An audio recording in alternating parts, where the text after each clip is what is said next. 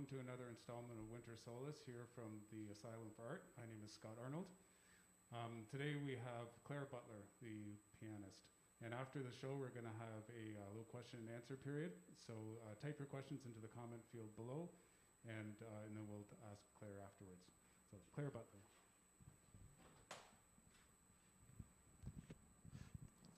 I'd like to say thank you to Scott and thank you to Erin Thrall for having me here today. It was a big yes when Erin asked me. Of course, I'd say yes to anything Erin asked me to do. I will tell you that my program really is put together by the fact that I injured my finger the day after Erin asked me to do this. And I thought I wasn't going to be able to do it. So I texted Erin, I said, I'm not sure about this. She said, give it a couple of days. So over Christmas, I thought, is there any way I can do this? There was pressure, putting pressure on my fourth finger was not good. So I thought, I'm not going to be able to do it. But I found some repertoire that I thought I could adjust the fingering and wasn't going to kill my fourth finger if I slipped it in there. So I've got some easy listening classical pieces today. And I'm going to start with a Scarlatti Sonata, K149, and it's actually a piece one of my students is learning for his grade 7. So it's a nice warm-up for my fingers.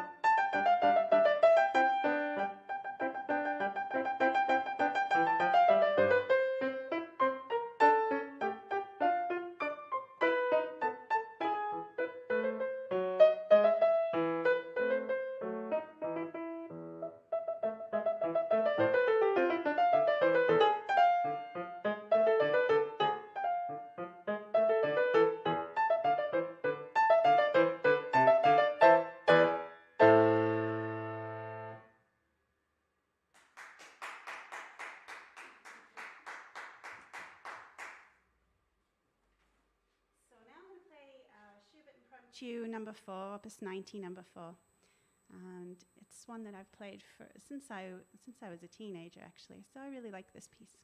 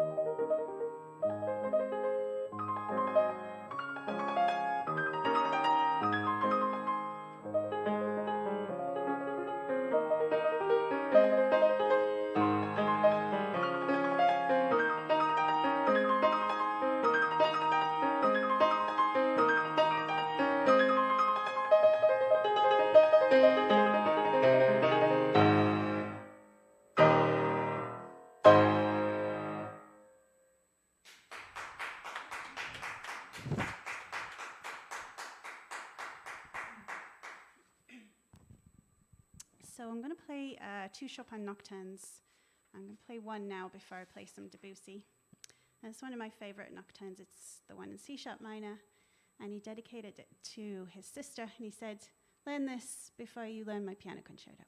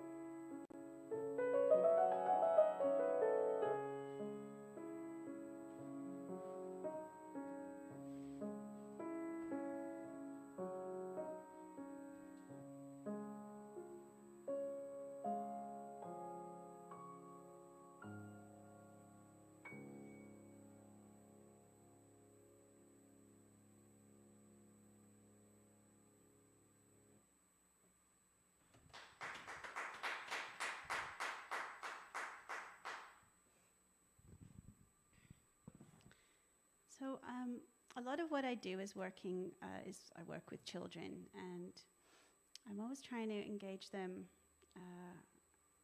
to like and enjoy classical music. And I know Erin's going to like this, but I wanted to try and add some stories and some artwork to Children's Corner by Debussy to see if the children I work with, would appreciate the music more if I kind of brought other things together. So I commissioned Eileen Kasasi, who played here actually not so long ago. She's multi-talented, and she's a musician and an artist, and she kindly agreed, and she's put some images to these pieces. There's 6 pieces altogether, but today I'm just going to play the first one, Dr. Gradus at Parnassim, The Snow is Dancing, and The Little Shepherd. And I've got an image to go with The Snow is Dancing and The Little Shepherd. So I've started to write some stories, and hopefully I'll put this project together, and hopefully that the kids I work with will enjoy it. So the first one, Dr. Gradus at Parnassim, is actually just Debussy kind of making fun of etudes. So it's a little bit like an etude. And he had dedicated this whole set of pieces to his little daughter, Claude Emma, who was 3 at the time when it was published.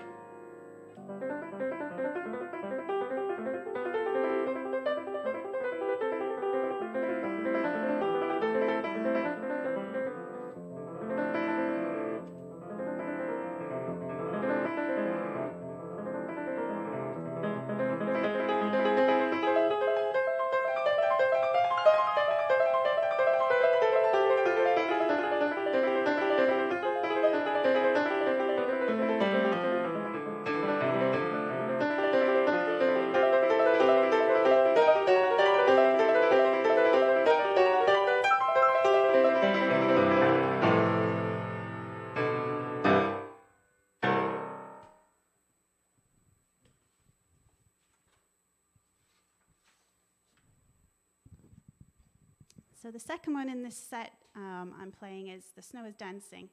And I have a beautiful image from Eileen, who she loves abstract art. So it's kind of abstract. There's little windows where you can get a glimpse of the snow dancing in the background.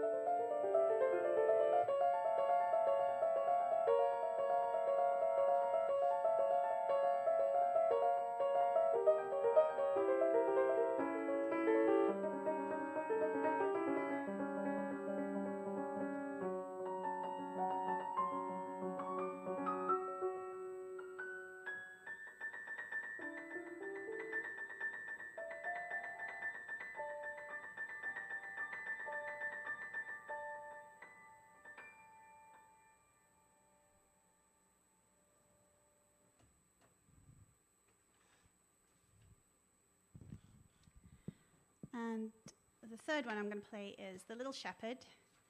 And Eileen's got this beautiful image, and I kind of set the scene with my story on this one, and it's set in Pakistan, Chitral, and the little shepherd is in the valley with his father, and he's helping tend to the goats. And the sign of spring there in Chitral is the mayon bird, the golden mayon bird. So in the image you see the little shepherd on the rock and the mayon bird in the tree. And I imagine that the little shepherd is playing his flute, and the mayon bird and him are having a back and forth, which kind of appears later on in the piece.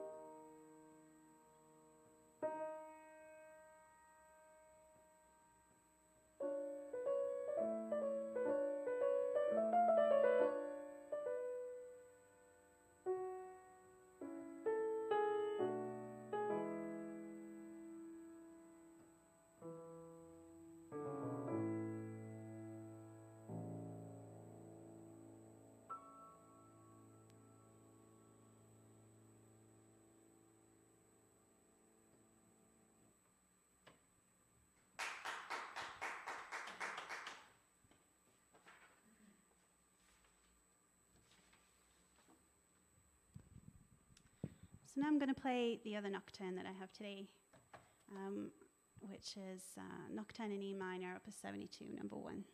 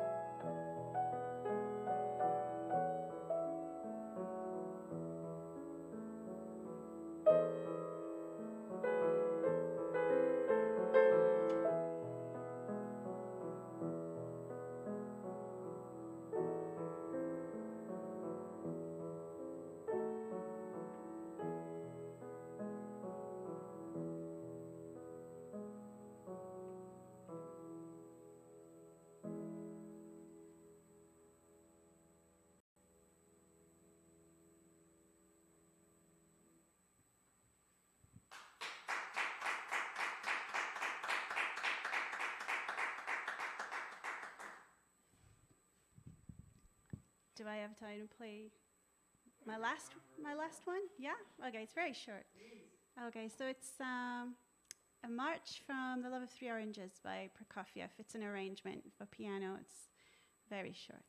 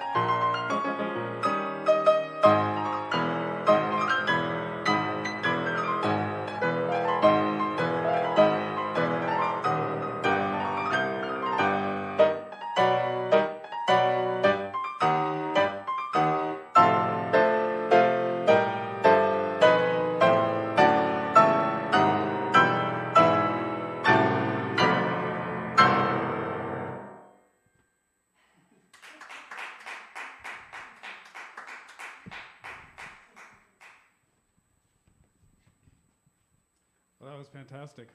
It always amazes me how much noise comes out of these pianos. I guess I need to get my iPad. So before we get to the other people's question, I have one question for you. Which finger was it that you had tied behind your back to play that program? Although, I managed to play that Prokofiev with it. Yeah, no kidding. That's amazing. Yeah. Okay, very good. So we have quite a few comments and a couple of questions here. So I imagine these are your fans.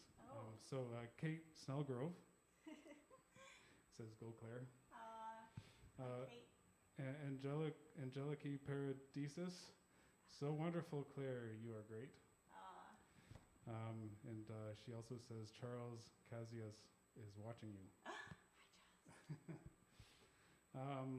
Okay, Jamie says, "A beautiful selection of music, beautifully played." And I imagine this is Aaron. Claire, your playing is exquisite. Thank you for your joyous program, and thank you to Eileen for her fantastic artwork. This is very generous. Thank you so much. And how do you encourage children to take their music seriously while also keeping their sense of playfulness? These things seem to come so naturally to you. I've always enjoyed practice, so that's a tough one. I mean, with my own students, I guess I just have a light attitude, but I think if you just really get into the music and make sure that they're enjoying the journey, and like for them the rewards should be, wow, I've got this now, so. But of course, like I'm not one of those with a ruler, like batting their fingers. I try to keep a light-hearted attitude as a teacher, and a sense of humor. That's not how you hurt your finger then? You're a teacher? Going after my cat. Whacked it in a cupboard. Yeah, no, I think it's just about, if the teacher's approach is one that's with a sense of humor and, you really encourage and praise when they're getting it, I think then they enjoy that more. Yeah, so often in my teaching, I see parents are always looking for the achievement rather than the pleasure in actually just doing it. So I agree with you for sure. Anne has asked, how is classical music scene in Calgary compared to England? Well, I feel quite blessed that here in Calgary there's a huge circle of musicians and very good ones at that, you know. Calgary's great. It's not too big. It's not too small. I think it's just right. You know, I lived in London a long time, and there's just so many people, and it's very competitive. So you could be, you know, a little fish in a big sea in places like that. Here, I think there's opportunities, and people do appreciate classical music. So I feel lucky to be here. Yeah, and I've met so many talented people. So it's really been great. Yeah, I agree. And I think part of it with Calgary is that it grew so quickly over, say, the last 20 years or so that there's more listeners than there are musicians in a way. So there's a lot of opportunity here. And it's a young city, too, from my comparison anyway, from Toronto, where everything is so established. So I also appreciate Calgary for that as well. Where are we going? Okay, so it was an excellent performance. Thank you for your inspiration for the kids. Patsy from London, UK, says this. Julie says, how many hours do you practice in a day? Do you do more than when you were at Royal College? This is one of my best friends from music college. I think she's having a giggle there about my playing. I don't practice as much as I used to when I was like young because I have a family, I have to work, I have my students. I was lucky that this week when Aaron asked me, I had time on my hands this week, so I did practice. I mean, ideally, you know, a performing musician is practicing every day, like 3 hours. I mean, you have to be economical about how you practice too. But it certainly doesn't happen for me. I just practice when I can. Yeah, that's a good answer for sure. Please do more online concerts like this, she says. Meg says, thanks so much for sending out the invitation, Scott. It was a lovely way to spend a Sunday afternoon. You're welcome. And Harpreet Singh says, Claire, you are the best. Hi, Harpreet. And Aaron, do you have any further questions or comments? Thank you, big hug. Virtual hug. You're not allowed to do that.